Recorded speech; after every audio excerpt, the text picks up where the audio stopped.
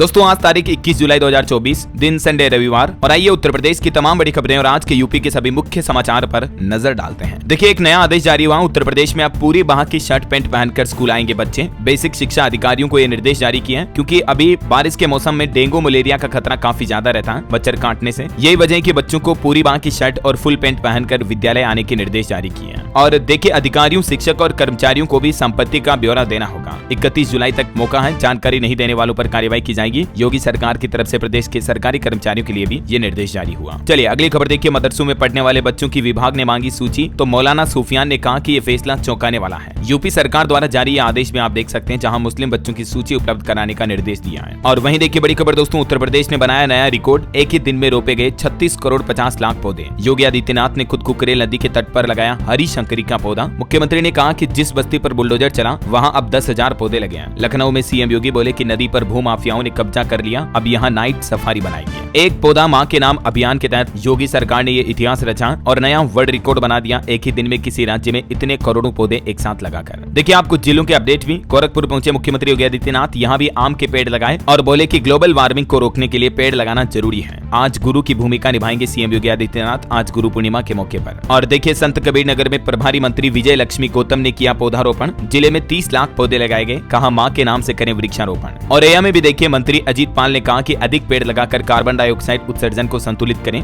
2 आदमी मिलकर 3 पेड़ लगाएं तो टारगेट पूरा होगा। और वहीं देखिए बड़ी खबर, उत्तर प्रदेश के शहर में स्थापित होगी भगवान बुद्ध की 51 फीट ऊंची कांस्य की मूर्ति। योगी सरकार ने तैयारियां भी शुरू की। यूपी के कौशाम्बी में ये भगवान बुद्ध की 51 फीट ऊंची मूर्ति लगाई जाएगी, जिसका वजन तकरीबन 52 टन होगा। और देखिए बड़ी खबर, प्रयागराज में योगी आदित्यनाथ की कैबिनेट बैठक में केशव प्रसाद मौर्य नहीं पहुंचे। जब सवाल किया गया कि सरकार और संगठन में क्या चल रहा, तो डिप्टी सीएम ने मुस्कुराकर जवाब दिया। आजकल आपको पता होगा सीएम योगी और डिप्टी सीएम केशव मौर्य के बीच कंट्रोवर्सी चल रही है। चलिए बड़ी खबर देखिए, यूपी के 40 जिले बाढ़ से प्रभावित हैं। अब योगी सरकार ने 120 करोड़ रुपए की सहायता राशि भी जारी की और ये राशि का बंटवारा उन सभी 40 जिलों में किया जाएगा जो सबसे ज्यादा बाढ़ से प्रभावित हैं। 20 जिलों को तो 5-5 करोड़ रुपए की धनराशि भी मिलेगी। आगे मैं आपको बताऊंगा मौसम समाचार विस्तार से। फिलहाल देखिए अगली खबर, योगी सरकार ने एक और बड़ी सौगात दी है। अब खेतों से कर सकेंगे 100 घन मीटर मिट्टी का खनन और पुलिस इसके लिए परेशान भी नहीं करेगी। ऑनलाइन परमिशन लेकर ये 100 घन मीटर मिट्टी का खनन किया जा सकेगा, मतलब खेतों में माइनिंग हो सकेगी। योगी सरकार की तरफ से निर्देश जारी किए गए, ज्यादा जानकारी आप देख सकते हैं। और वहीं देखिए दोस्तों, गोंडा के बाद अब अमरोहा में भी एक और बड़ी रेल दुर्घटना हो गई। मालगाड़ी बेपटरी हुई, इसके चलते लखनऊ दिल्ली रेलवे रूट भी बंद रहा। अमरोहा में एक मालगाड़ी के तकरीबन 12 डिब्बे बेपटरी हो गए, पटरी से नीचे उतर गए। हालांकि राहत की बात यह कि इस हादसे की वजह से कोई नुकसान की खबर सामने नहीं आई है। चलिए खबर है, गोरखपुर में बनेगी पहली बिना ईंट की बिल्डिंग। इको फ्रेंडली माइवान तकनीक से इसका निर्माण होगा और इसमें दीवारों पर प्लास्टर की भी जरूरत नहीं होगी। ये एडवांस तकनीक से बिल्डिंग बनाई जा रही गोरखपुर में। और खबर देखिए, ओपी राज पर बेदीराम का नाम सुनते ही भड़क गए। बस्ती में कहा कि अखिलेश सरकार में हुआ था पेपर लीक, केशव मौर्य का किया समर्थन भी। खबर है, मेरठ में यूपी सरकार के खिलाफ आम आदमी पार्टी ने भी प्रदर्शन किया। कार्यकर्ताओं ने सब्जी चाय बेचकर विरोध जताया और सरकारी फरमान को निरस्त करने की मांग की। जो दुकानों पर मालिकों के नाम लगाने के आदेश जारी हुए हैं, उसको लेकर ये आम आदमी पार्टी कार्यकर्ताओं ने विरोध प्रदर्शन किया। इधर देखिए, वाराणसी में दुकानों पर आधार कार्ड और भगवा झंडा लगाने की अपील की गई। काशी विश्वनाथ मार्ग की दुकानों पर पहुंचे हिंदू संगठन के नेता और बोले कि कांवड़ियों को इससे सहूलियत होगी। चलिए खबर है, गोरखपुर से लखनऊ के लिए जल्द ही बनेगा नया बाईपास। पीडब्ल्यूडी को मिली 22 करोड़ 29 लाख रुपए की पहली किस्त भी, मानसून के बाद काम शुरू होगा। वहीं देखिए, ग्रेटर नोएडा प्राधिकरण की IT और ITES स्कीम लॉन्च हुई। पंजीकरण शुरू, 8,000 करोड़ का निवेश होगा, 5,000 लोगों को रोजगार भी मिलेगा इससे। इस योजना के बाबत ज्यादा जानकारी आप देख सकते हैं स्क्रीन पर। चलिए खबर है, BHU के प्रैक्टिकल PG सब्जेक्ट में एडमिशन शुरू हुए। 26 पाठ्यक्रमों की 1500 सीट पर 21 जुलाई तक जमा होगी फीस। वहीं देखिए, श्री काशी विश्वनाथ धाम में दर्शन पूजन और रुद्राभिषेक का रिहर्सल किया गया। कमिश्नर ने द्वार से एंट्री की। पूजा को लेकर सुरक्षा के बारे में जाना, CCTV से निगरानी करने के लिए भी कहा। और खबर है, 20 साल पुरानी नज्म पर मुसावरे में आने से रोका। मेरठ प्रशासन ने शायरा सबीना को फोन करके मना किया। आयोजक बोले कि ये उनके साथ गलत हुआ। खबर है दोस्तों, प्रदेश की राजधानी लखनऊ से 15 अगस्त तक हटेगी 130 CNG सिटी बस, क्योंकि ये बसें मॉडल कंडीशन की अवधि पूरी कर चुकी हैं। अब इनकी जगह पर 125 नई इलेक्ट्रिक बसें दौड़ेगी शहर में। वहीं देखिए, लखनऊ में 26 जुलाई को कांग्रेस मनाएगी राष्ट्रीय भागीदारी दिवस। कार्यक्रम में प्रदेश भर के कार्यकर्ता शामिल होंगे। और एक रिपोर्ट आ रही, उत्तर प्रदेश में जापानी उद्योग समूह 2500 करोड़ का निवेश कर सकता है। इसका टोक्यो में मुख्यालय है और इस निवेश पर भी बातचीत चल रही है। चलिए अगली बड़ी खबर देखिए, शिक्षकों ने संयुक्त मोर्चा करके विरोध जताया। कहा कि न रजिस्टर ऑनलाइन करेंगे न सेल्फी भेजेंगे। शिक्षक और डिजिटलाइजेशन का आदेश वापस ले विभाग। हाल ही में जो शिक्षा विभाग की तरफ से निर्देश जारी किया गया, इसको लेकर शिक्षक विरोध कर रहे हैं। और खबर है, उत्तर प्रदेश में इस मुद्दे पर भी सुनवाई पूरी हुई। अब बिजली दरों की घोषणा का इंतजार रहे हैं। बिजली दरें नहीं बढ़ाने पर अड़ा है उपभोक्ता परिषद, और अगर दरें नहीं बढ़ती हैं तो यूपी वासियों को यह राहत मिलेगी, बिजली महंगी नहीं होगी, है ना। और खबर देखिए, प्रयागराज से बनारस तक एक लेन कांवड़ियों के लिए रिजर्व की गई और इस रूट पर दुकानों पर अभी तक नाम नहीं लिखे गए हैं। सुरक्षा में 3000 पुलिसकर्मी तैनात किए गए, ड्रोन से निगरानी की जा रही है। हालांकि इस रूट पर नॉनवेज मांसाहार वगैरह की दुकानें नहीं लगाई जाएगी। चलिए खबर है, अयोध्या में महिलाओं के लिए पिंक ई रिक्शा चलेंगे, स्वयं सहायता समूह की महिलाएं चलाएगी और फ्री में महिलाओं को ट्रेनिंग भी दी जाएगी। यूपी सरकार रामनगरी अयोध्या में महिलाओं को आत्मनिर्भर बनाने के लिए ये पिंक ई रिक्शा प्रोजेक्ट का काम भी शुरू कर चुकी है। वहीं खबर देखिए, प्रदेश की सांस्कृतिक छवि दिखाएगा नोएडा का क्लॉक टावर, 70 फीट ऊंचा होगा। डिजाइन में लाल चौक की झलक भी नजर आएगी। नोएडा के सेक्टर 38A GIP मॉल के सामने ये क्लॉक टावर बनाने का काम शुरू हो चुका है। चलिए खबर है, बुंदेलखंड का पहला निजी औद्योगिक पार्क झांसी में ले रहा आकार। 2023 में मुख्यमंत्री योगी आदित्यनाथ ने आधारशिला रखी थी और इसका भी डेवलपमेंट का कार्य जोरों शोरों से चल रहा है। और देखिए, औद्योगिक विकास के साथ ही वन भी स्थापित कर रहा है यूपी SIDA। सीएम योगी की मंशा के अनुरूप इसके द्वारा भी 1,80,000 पेड़ लगाने का लक्ष्य रखा गया है। और चलिए दोस्तों, अब अपन उत्तर प्रदेश के आज के मौसम अपडेट पर नजर डाल लेते हैं, कैसा रहेगा आज का यूपी का मौसम। और अभी तो कुछ और महत्वपूर्ण और काम की खबरें भी देखेंगे, तो बिल्कुल वीडियो को ध्यान से पूरा देखते रहिएगा। और आपसे एक गुजारिश है, अगर आप डेली यूपी न्यूज चैनल पर पहली बार आए हैं और चैनल को अभी तक भी सब्सक्राइब नहीं किया ना, तो इसे सब्सक्राइब करके बेल आइकन दबा दीजिए और इस वीडियो पर एक छोटा सा प्यार भरा लाइक भी कर देना, ताकि आपको अपने राज्य उत्तर प्रदेश की तमाम बड़ी खबरें और यूपी के डेली के मुख्य समाचार सबसे पहले आपके मोबाइल पर मिलते रहेंगे। चलिए मौसम की बात करें तो देखिए, आप यूपी में बाढ़ से लखीमपुर पीलीभीत हाईवे बंद पड़ा है। बहराइच में गागरा नदी में फंसे 100 लोगों को रेस्क्यू किया गया। यूपी के 14 जिलों में आज भी भारी बारिश का अलर्ट है। अगले 2 से 3 दिन अच्छी बारिश के आसार रहेंगे, क्योंकि बंगाल में लो प्रेशर का एरिया बन रहा है, जिसके चलते यूपी में मानसून फिर से मजबूत हो रहा है। मतलब बंगाल की खाड़ी में ये लो प्रेशर एरिया बन रहा है ना। चलिए अगली खबर देखिए दोस्तों, आज गुरु पूर्णिमा का पर्व है। आप सभी को हार्दिक शुभकामनाएं गुरु पूर्णिमा के इस महापर्व पर। कहते हैं, गुरु के बिना जिंदगी में सुख शांति और सफलता नहीं मिलती है। गुरु ही हमें जीवन जीने की कला सिखाते हैं। और आज गुरु पूर्णिमा पर महर्षि वेदव्यास जी की जन्म तिथि भी है। वेदव्यास जी जिन्होंने वेदों का संपादन किया, 18 मुख्य पुराणों के साथ ही महाभारत, श्रीमद् भागवत कथा जैसे ग्रंथों की रचना भी की थी। श्री राम ने भी ऋषि वशिष्ठ और विश्वामित्र से ज्ञान प्राप्त किया। श्री कृष्ण के गुरु सांदीपनि थे। हनुमान जी ने भी सूर्य देव को अपना गुरु बनाया था। भगवान दत्तात्रेय ने 24 गुरु बनाए थे, इसलिए गुरु का स्थान सबसे ऊंचा माना गया है। तो आप भी गुरु पूर्णिमा पर अपने गुरु की पूजा करें, अपने सामर्थ्य अनुसार उन्हें कोई उपहार दें और उनकी दी शिक्षाओं पर जीवन में चलने का संकल्प लें। यही गुरु के लिए सबसे बड़ी गुरु दक्षिणा होगी। तभी आपको जीवन में सुख शांति और सफलता मिल सकती है, क्योंकि गुरु के बिना ज्ञान नहीं मिलता है। और हाँ, एक बात जरूर ध्यान रखें, आज आप अपने माता पिता के चरण स्पर्श कर उनका भी आशीर्वाद जरूर लें, क्योंकि दोस्तों जीवन में पहला गुरु माँ होती है और उसके बाद पिता, उसके बाद तीसरे गुरु की, ज्ञान देने वाले गुरु की हमारे जीवन में एंट्री होती है। लेकिन सबसे पहले तो हमें 2 पैरों पर चलना भी माँ ही सिखाती है। जीवन जीने की शुरुआती सीढ़ियां चढ़ने से लेकर जीवन की बारीकियों तक कई शिक्षाएं हमें माता पिता से भी मिलती हैं। इस मौके पर सभी माँ बाप को भी चरण स्पर्श और नमन। गुरु पूर्णिमा पर आप कुछ ये उपाय कर सकते हैं, कुछ ऐसे मना सकते हैं और कुछ दान धर्म जरूर करें आज के दिन। चलिए आगे बढ़ते हैं खबरों में। देखिए आप दोस्तों, उत्तर प्रदेश और उत्तराखंड के बाद अब मध्य प्रदेश राज्य में भी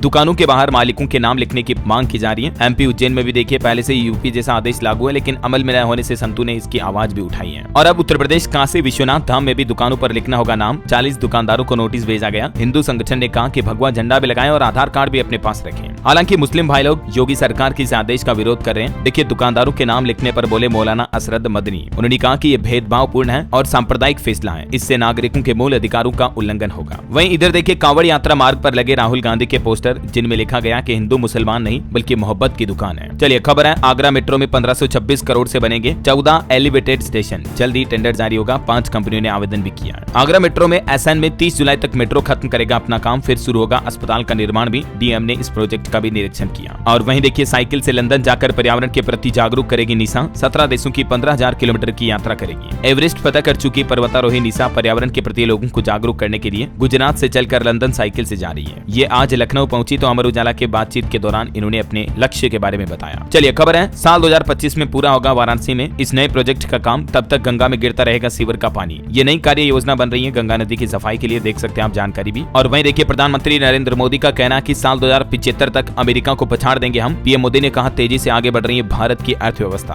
खबर है यूपी में अब गाड़ी मालिकों को नहीं लगाने पड़ेंगे RTO के चक्कर, क्योंकि अब आपका ये काम ऑनलाइन ही हो जाएगा। दरअसल आपको पता होगा, कल ही मैंने आपको बताया था ना, परिवहन विभाग की जांच में इस बात का खुलासा हुआ कि RTO रजिस्ट्रेशन में कई वाहन स्वामियों के गलत मोबाइल नंबर लगे हुए हैं। तो अब ऐसे जो वाहन मालिक हैं वो खुद ही अपने मोबाइल नंबर ऑनलाइन अपडेट कर सकेंगे इस परिवहन विभाग के पोर्टल के जरिए, है ना। चलिए बड़ी खबर देखिए, हमारे देश के सर्वोच्च न्यायालय सुप्रीम कोर्ट में अंधविश्वास और जादू टोने के खिलाफ एक याचिका दाखिल की गई, जिसमें कहा कि ये अंधविश्वास भरी कुप्रथाएं अमानवीय हैं और शोषण करने वाली हैं और देश भर में कई जगहों पर जो फर्जी बाबा हैं इन प्रथाओं को बढ़ावा देते हैं, तो इन पर रोक लगाई जाए और इनके खिलाफ सख्त कानून बनाया जाए। ये मतलब सुप्रीम कोर्ट में एक जनहित याचिका लगाई गई है ना। और वहीं देखिए कांवड़ यात्रियों के लिए रेलवे ने भी बड़ी सौगात दी है। हरिद्वार ऋषिकेश तक पहुंचाएगी 2 जोड़ी स्पेशल मेला ट्रेनें चलाई जाएगी। इसके अलावा भी रेलवे 1 सितंबर से शुरू करेगा 200 से ज्यादा स्पेशल ट्रेनें। आने वाले गणेश चतुर्थी के त्योहार से पहले रेलवे की तरफ से ये घोषणा की गई है। और देखिए बड़ी खबर दोस्तों, आने वाले बजट पर घर खरीदारों के लिए टैक्स छूट बढ़ाई जाए, अफोर्डेबल हाउसिंग बनाने के लिए बिल्डरों को भी प्रोत्साहन दिया जाए। क्रेडाई की तरफ से सरकार से ये मांग की गई है, जो कि रियल एस्टेट कंपनियों का समूह है ना, संगठन क्रेडाई, उसने सरकार से ये डिमांड की है। और देखिए हमारे देश में एक नई पहल भी शुरू की है, कोर्ट में जिरह सुनकर टाइप करेगा कंप्यूटर। 30,000 कोर्ट से, दिल्ली की 30,000 कोर्ट है ये, इससे इस नई पहल की शुरुआत हो रही। मतलब AI आर्टिफिशियल इंटेलिजेंस सिस्टम लगाया गया, जो कि स्पीच टू टेक्स्ट आधारित काम करेगा। मतलब जैसे जज साहब कुछ बोलेंगे, कंप्यूटर ऑटोमेटिक टाइप कर देगा। मतलब देखिए AI किस तरह से अब टाइपराइटर की नौकरियां भी खाने लगा है। आपको भी अपने जीवन में AI में करियर बनाने के लिए अपने आप को अपडेट करना चाहिए। चलिए अगला अपडेट देखिए, नीट यूजी एग्जाम पर खबर आ रही है। केंद्रवार यानी सेंटर वाइज नतीजे जारी कर दिए नीट के NTA की तरफ से। और अब NTA का कहना है कि नीट के जिन सेंटर्स पर गड़बड़ी हुई ना, वहां कोई टॉपर स्टूडेंट नहीं है। जो नया रिजल्ट जारी हुआ उसमें भी इस बात का खुलासा हुआ है। और खबर है दोस्तों, UPSC चेयरमैन मनोज सोनी ने भी अपने पद से इस्तीफा दिया। पिछले साल ये अध्यक्ष बने थे, 5 साल इनका कार्यकाल बाकी था, लेकिन बोले कि मेरे इस इस्तीफे का पूजा खेड़कर विवाद से कोई संबंध नहीं है। बड़ी खबर देखिए, हमारे देश के केरल राज्य में निपाह वायरस की फिर से दस्तक हुई। एक नाबालिग में संक्रमण की पुष्टि हुई। अब सरकार ने भी अलर्ट जारी किया।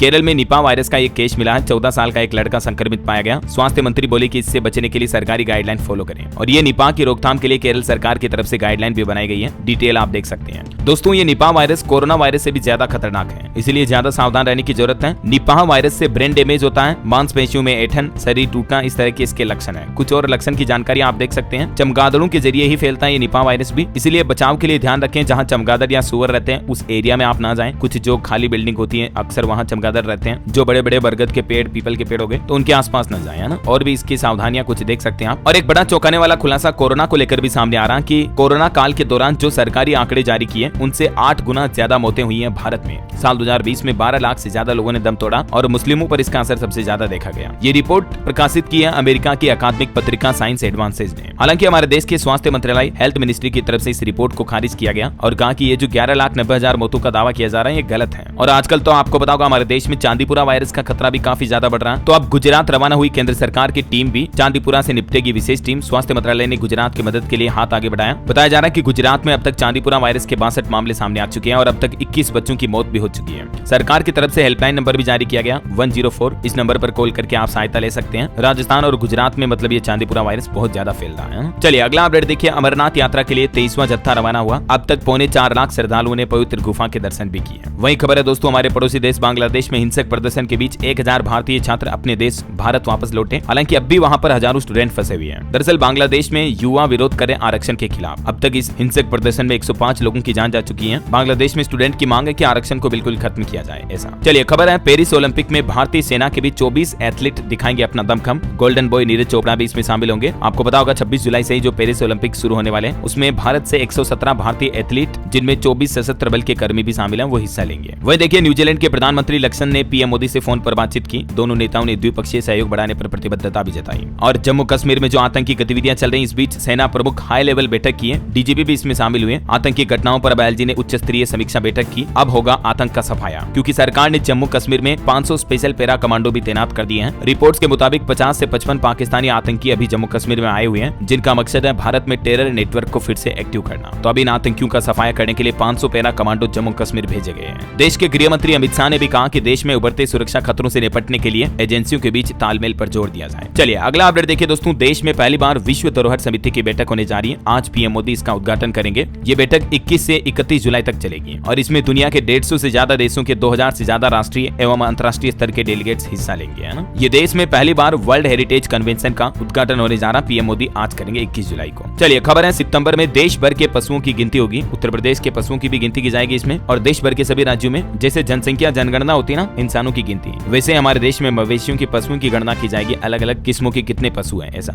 और ये देश में 21वीं पशुधन गणना सितंबर महीने में शुरू होगी, जो कि 1 दिसंबर तक चलेगी, है ना। और हाँ दोस्तों, आप मुझे कमेंट करके बताइए कि आप यूपी में कौन से जिले में रहते हैं, ताकि मैं आपके जिले के समाचार भी आपके मोबाइल तक पहुंचा दूंगा। और बाकी डेली यूपी न्यूज चैनल को अभी तक भी सब्सक्राइब नहीं किया तो इसे सब्सक्राइब करके बेल आइकन जरूर दबा दीजिएगा। इस वीडियो पर एक लाइक और शेयर भी जरूर करना। जय हिंद, जय भारत, वंदे मातरम।